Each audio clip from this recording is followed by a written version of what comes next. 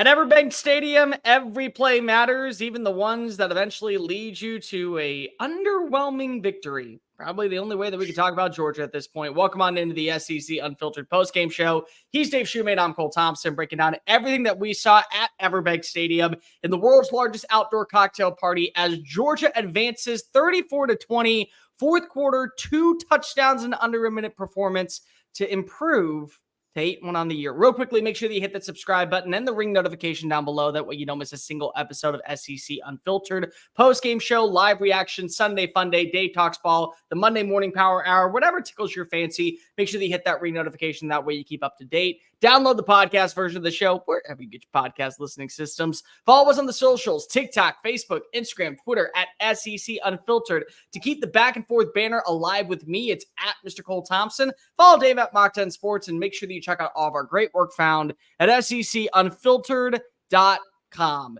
This pregame, postgame show is brought to you by our friends over at RHOBACK. Look good, feel good this upcoming winter in the month of November on game days by going to RHOBACK.com and use that promo code SECU for 20% off all pullovers, hoodies, joggers, shorts, whatever you see fit. Make sure that you're dressed the 9 on game days. Do so at RHOBACK.com. Promo code SECU. Tell them the fine folks at SEC Unfiltered sent you by.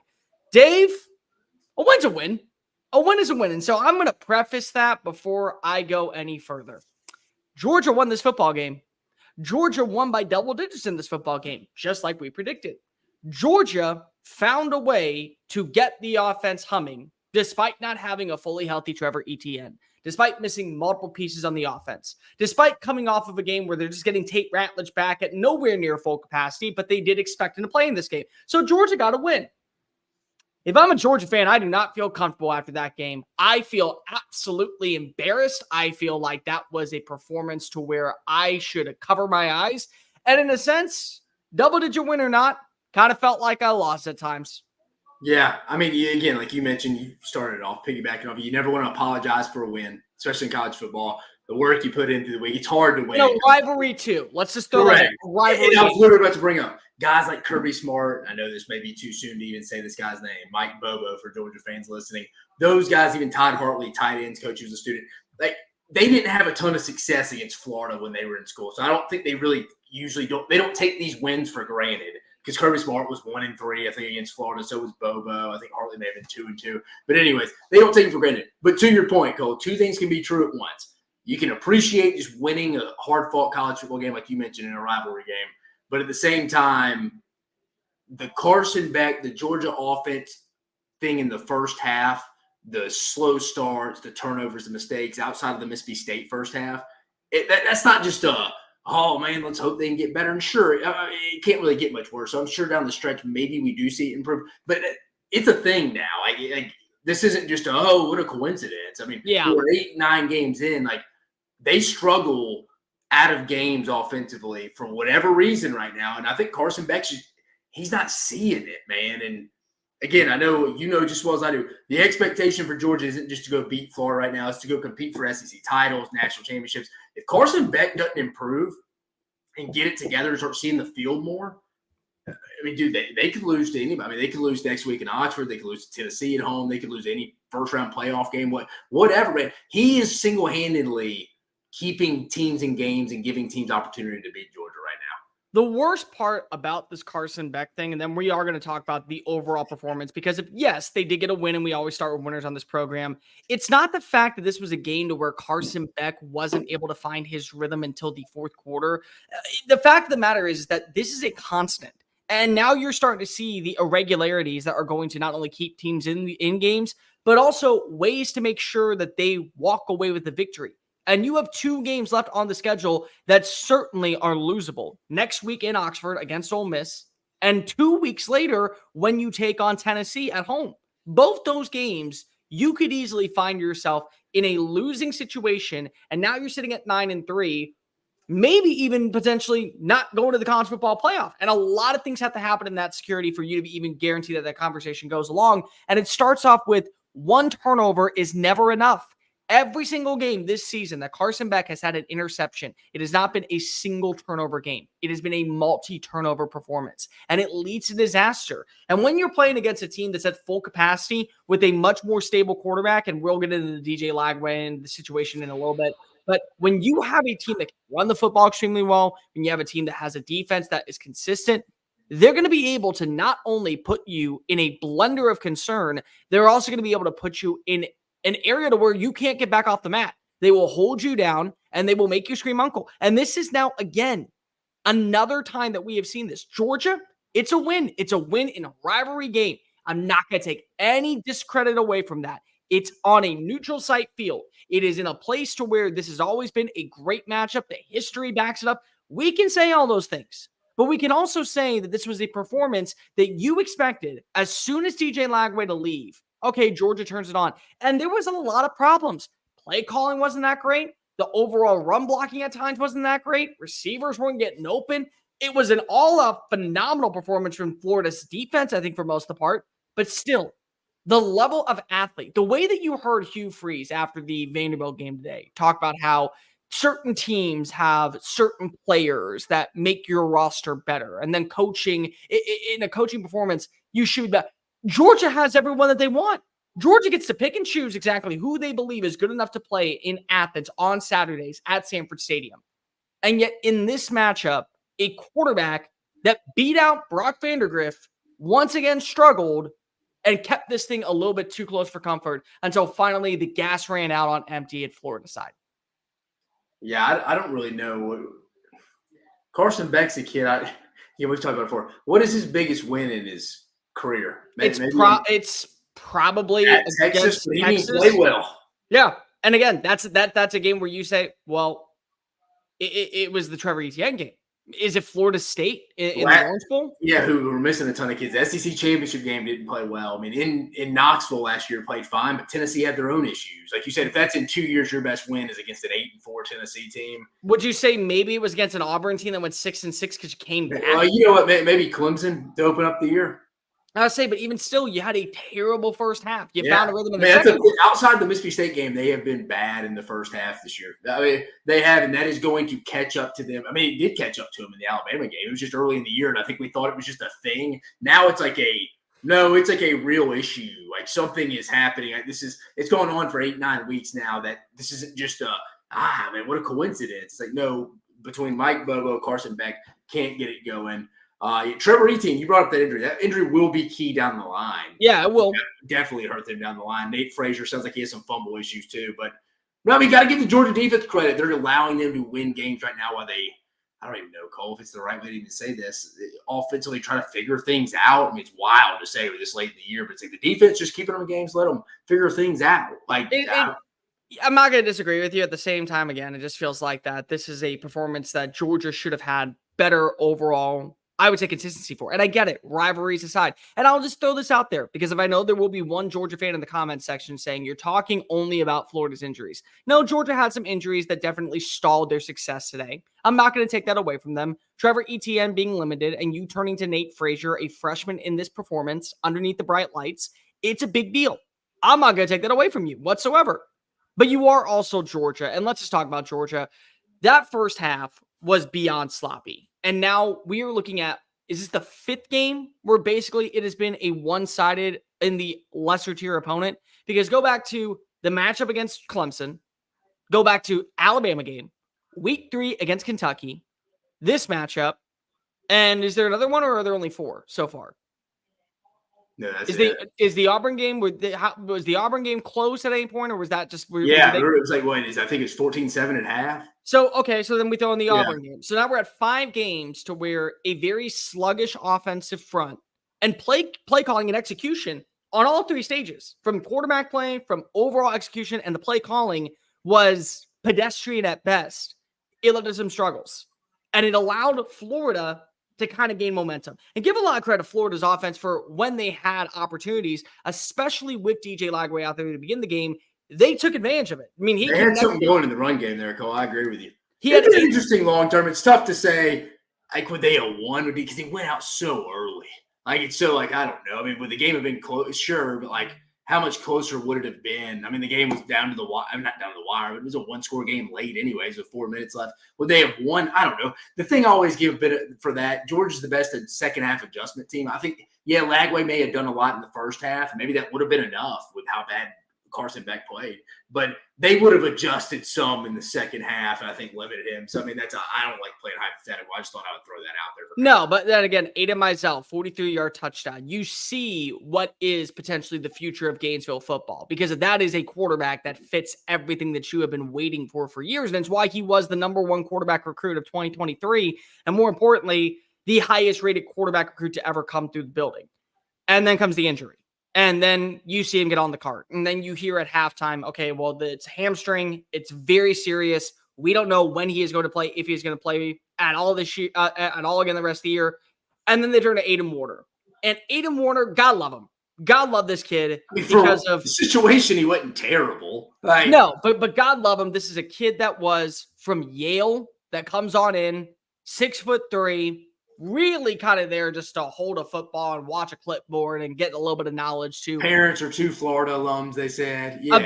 Eventually transfer to another school, just get your diploma, say I was at the University of Florida, eventually you'll play elsewhere. That's what you imagine him being. And he's thrown into a game, and he's thrown into a matchup that Cole, how much you think going into the year that kid thought, hey, mom and dad, I'll be playing in the world's largest outdoor cocktail party? 0.000000000. I'll be playing real minutes in that too, mom. Not just at the end. Yeah, no. I'm not, by the way, coming in the fourth quarter because we're up by 25. I'm playing meaningful reps. Oh, by the way, we're down possession. I got the rock with 4 minutes left, mom. Oh, by the way, I'm also going to be able to lead a couple of drives and tie this game at 20 apiece. Yeah. So I don't think many people thought that. But at the same time, what you have to give a lot of credit to, and what I will give credit to when it comes to Kirby Smart's side, is this is the king of second-half adjustments. And the ability to manipulate young quarterbacks and really young or inexperienced offensive lines to play into his trap like a Venus fly, snap it on up, and then call it a day. Like, that's what he does best. And you watched it in the second half to where the defense took away the run game at times. They took away they blanketed the passing attack. They made Warner have to throw over the top. He was inconsistent when it came to connecting downfield. He wasn't able to find any receiver. They had to start relying on the run game. They kind of started suffocating it until that very last drive where they tied it.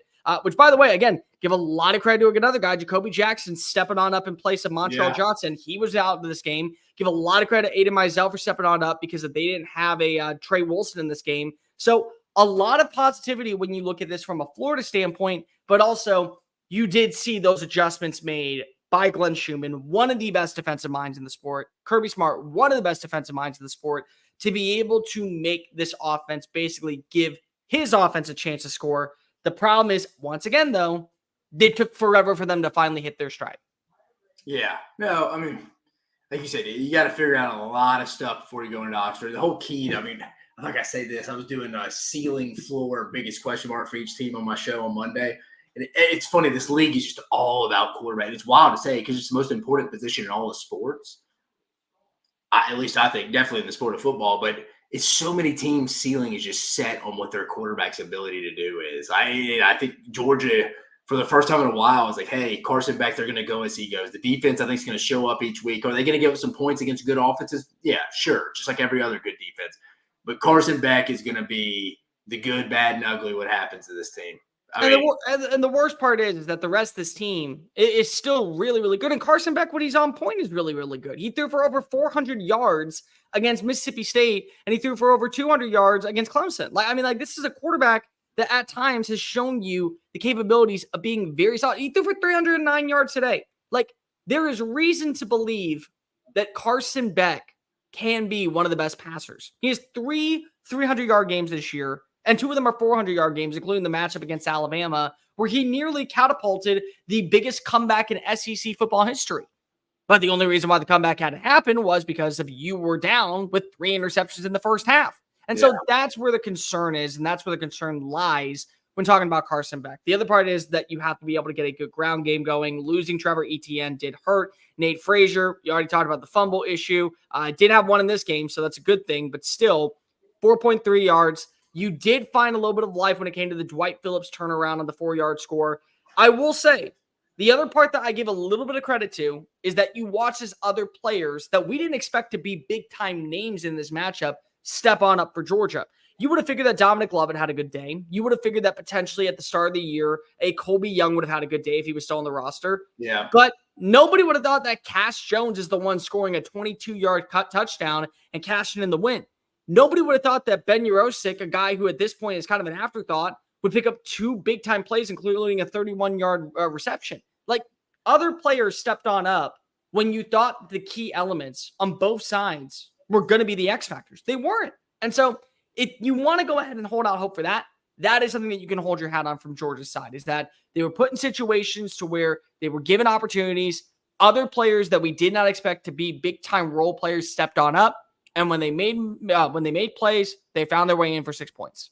Yeah, I mean, if you're Georgia, I mean, you got to give them credit. When the game got tied, they went down and scored and did what winning teams that are used to and accustomed to winning, do. I'm with you though. I think they do miss a guy like Colby Young and even a RHOBACK Thomas. They miss a big possession receiver that can make some plays. The offense, it's just not clicking across the board. If Trevor Etienne's out for a while, it's big because he's probably their best offensive playmaker right now. At this point, he is. Yeah, I mean, they miss a big possession wide receiver. It can just go win his one-on-one battle. Forget scheme. Just, hey, man, my guy's better than your guy. You miss that. Again, Georgia's never really had that a lot, but I think they would have had him. Imagine if they both had Colby Young and RHOBACK Thomas. I mean, again, it starts with the quarterback, though. It does. At the same time, you got to give a lot of credit to the defense. They were able to make big-time plays. I thought that the C.J. Allen interception to set up the big scoring drive to basically put this one on ice was really important. They were able to put pressure on Warner. They got multiple sacks. I think it was 5 sacks in the day. They got 8.5 tackles for losses. So they did a good job of eliminating plays behind the line of scrimmage and forcing Billy Napier to open up his playbook. But with that being said, let's talk about Florida, because Florida at this point, I thought was playing with house money. I mean, the way that the game was looking in the first half when DJ Lagway was out there, and I don't like speaking in hypotheticals. I know. And you don't either, Dave. But the way the game was looking in the first half, Billy Napier is a 2-point conversion attempt and a quarterback not getting injured from being bowl eligible in the start of the month of November with the schedule that they had. And the 2 losses that would be on their record were against an A&M team that right now is rolling their way to the college football playoff and a Miami team that everyone feels like is going to win the ACC. You can hold your hat on that, and you can use that as motivation. And by the way, with the win today, not only are you bowl eligible, there's no denying that Billy is the guy for the job. As much as I don't believe in Billy anymore, as much as most of the fans don't believe in Billy anymore, that locker room does. And isn't that what you want at the end of the day? Players who want to be a part of Florida football, players that when they enter the swamp, they're not checking out when they're down by 20 or they lose a 5-star quarterback, when they're down a running back and a wide receiver and they're saying it's my time to step on up in this type of rivalry. There was no quit in that team. There was not, and there is nothing like moral victories. And I refuse to buy into it. It's participation trophies that don't actually have real awards. But when you look at the way that this team was beaten and bruised going into the matchup, the fact that they did not have their leading rusher, the fact that Jaden Baugh was limited at times, they had to turn to a 3rd-string running back, they had to turn to a 3rd-string quarterback, a 2nd-string tight end, and they put on a performance that going into the 4th quarter was still tied. That's enough for me to say, unless he finds a way to royally mess this up, like we are a game-winning field goal and there are 13 men on the field, I at least got to consider giving him one more shot. Because if you can't judge when a guy named Aiden Warner is coming on in to play when you thought for sure Graham Mertz is going to be your starter in QB1 for most of the year. Yeah, I just, if I was the AD, and again, I don't even know if he's going to make the decision. It sounds like the administration and them want to kind of keep him, giving him the benefit of the doubt. I'm just not going to make a decision off one game. I'm going to look at the whole resume of the last 3 years. Again, I always say this, once you've thought about that your guy is not the guy for you and your program down the line, it's probably time to make a move, unless it's just not financially possible for the program right now. You need to make he's still got a couple games left against Ole Miss, Texas, LSU. Florida State. You got those games left, so I'm not going to just because they played Florida close with or Georgia close with a third-string quarterback say he should keep his job. I'm not just off one game because again, it's still in 3 years hasn't been great. And I tweeted it in the middle of the game when Lagway went down. It sucks he is getting these kind of breaks. It's kind of like, dang, dude, if he could just give him Lagway and Mertz is out or vice versa, just let him have one of them. You're not playing. But Dave, just humor me. What if he wins today?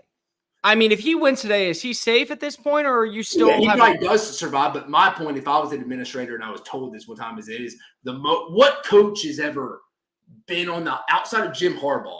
What coach in college football has ever got on the hot seat and just survived it? And it was just like, yeah, he's off. No, it usually catches up to you. So I think the earlier, the better. Jim Harbaugh is the only guy I can remember. Like Bill Snyder, maybe at one point. I mean, I don't know if he's on the hot seat. He almost started the program. So yeah. Jim Harbaugh is the only guy I could think about that was in like really hot, deep water, and then kind of like, oh God, turn it around. But again, and no moral victories, never moral victories. We don't believe in moral victories on the show, nor will we ever believe in moral victories. What I look at is all the time this team finding ways to make things interesting. And again, everyone's stepping on up. It wasn't just Warner. I mean, the fact that Aiden Mizell had that big 43-yard catch, you would expect that from Trey Wilson. You wouldn't expect that from Mizell. You wouldn't expect that from a freshman. When you look at Jacoby Jackson, 6.2 yards per play, 5 runs of over 10 yards. The physicality, the ability to continue to pile drive forward. I'm not going down. You want to bring me down, you're going to have to literally skull drag me to the bottom. That's fair. That's what it is. I will say that there are some other mistakes. The field goal. They could have taken the lead. Remember, it was 13-13. Big field goal miss because of the snap. Carson Beck delivers. They are all the way down to the red zone. They get up by 20. So does momentum change at that point? And it's those minor insecurities. And if it wasn't going to happen on offense and if it wasn't going to happen on defense, it had to happen on special teams. And so naturally, one blundering mistake opened up a crease in an avenue for an opponent to go ahead and capitalize. And they did. And a better opponent, an opponent that you believe was always going to walk away with the win. But we can just keep this a buck and say that right now, Billy and this team played their ass off today. They played their ass off with missing a bunch of pieces. Yeah. And that's enough for me as a Florida fan to believe that he can be the right guy.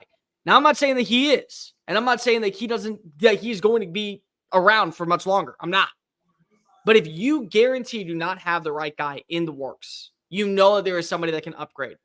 The problem is that locker room had unrelentingly grit. They refused to lay down and die. If you don't have the next guy already basically picked out and he is guaranteed coming to Gainesville, it's going to be really hard to sell that locker room that what you have coming on in is better than what's departing in the overnight. Yeah, I mean, there's no guarantee either way. If they go 5-7, I mean, I feel like I have to kind of make a move. That'd be 3 straight losing seasons. You know what I mean? That's where I'm kind of – I know it's a reaction to the Georgia game. I'm not trying to make it into a Billy Napier in his job or whatnot. But, I mean, we still got 4 games, Cole, to see what else could happen. I mean, again, I know we're kind of on the high of what have you done for me lately, played hard. You're right. I thought they had a good plan going into this. The problem isn't even that, though, Dave. The problem is that if you are without Lagway for a while and you are without you are without Wilson and you are without Montrell Johnson and you are without a couple of other players, then at this point, I'm not saying that you can't win a game. What I'm saying is it becomes increasingly challenging because of I don't know if you can march into Texas with an Aiden Warner and win. Oh, no. I don't think that you can do it against Ole Miss. Or I LSU. certainly don't think if you can do it against LSU. I don't. So it's like all these things. Florida State even gets more challenging. I mean, I know they probably won't give a crap. They're checked out at this point. But again, you're right. Anyone would struggle with their third string quarterback. Remember last year, the reason why Florida State didn't go to the college football playoff was because they were on their third string quarterback. Yeah. That's my point, is that when you get to that level, it's impossible to believe in anything. So I'm sorry. Like, that's where we're kind of at right now. It's like, I want to believe that Billy deserves a shot. He may or may not get it depending on what happens with the overall organization. But when you play the way that you did, that's enough for me to say there's something here. Now, again, if you have the replacement, you know that he is an upgrade, do it. Nobody's going to care. Nobody's going to care in a year that Billy was able to play really, really close for 3.5 quarters down in Jacksonville. Yeah. If you end up going 9-3 next year and are in the hunt for the college football playoff, nobody's going to give a flying fadoodle. But at the same time, you better have that dude. and he better have his bags packed, and he better have the contract signed, and he better be ready to hightail it on down to Gainesville, because if not, it's a very hard sell for me when it comes to the rest of the locker room. That's it. Before we get on out of here, Dave, confidence level is key.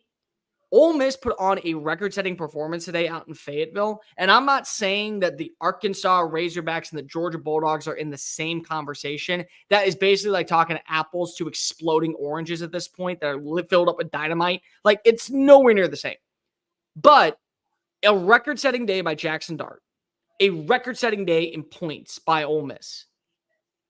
Do they carry more confidence, or is this a game that is a reality check for Georgia to where in years past, you know that they won't allow themselves to play down to the level of competition of somebody else? No, I think Georgia will definitely be more locked in. We've seen a locked-in Georgia, at least defensively. When they lock in defensively, I think they can they obviously can beat anybody. I think they'll be locked in defensively next week. I trust that defense, trust the staff to get them ready. It's going to come down to Carson Beck, man. It's going to whoever, and I know this is simple, whoever plays better. The Georgia-Ole Miss game is pretty simple to me. Whoever plays better between Jackson Dart and Carson Beck will win that game. This game is not very complicated. Both these guys have had their highs and lows. Carson Beck a lot of lows. Is Jackson Dart kind of figured it out, or is Arkansas secondary really bad? Like I think it is, but I think it's probably a little bit of both, probably somewhere in the middle. But can he play well back-to-back games? Again, I just think it comes down to Georgia's offense here and Carson Beck. Can they take the show on the road? I think this would be one of his more impressive wins. It will be his most impressive win. Yeah, and he's going to have to win this game because of that defensive that if they don't have Trevor Etienne, with the way that you saw them eliminate Taylor Green, the way that they eliminated Malachi Singleton, no rushing attack. I don't know DeQuinn and Jackson today. It doesn't really matter. The fact is that they basically said, you're going to have to win through the air because our secondary is hit and miss. Literally, we could fall out of a boat and land on. Well, I do. All the evidence we've seen so far, I can expect an interception from Carson Beck or two. No, if you expect one, you get a second one. And so this is a game he is going to have to win. Because if you don't have a rushing attack at all, you will lose. Because Ole Miss did that today. And their offense, if they get back a healthy Trey Harris, is good enough to do this. They are. So I'm just saying, confidence is key. It's going to be really, really essential to determine what happens next for both of these squads, especially after today's performance.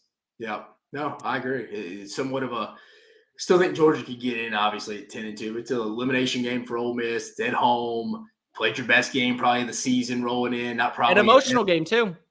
But good game. You got home early.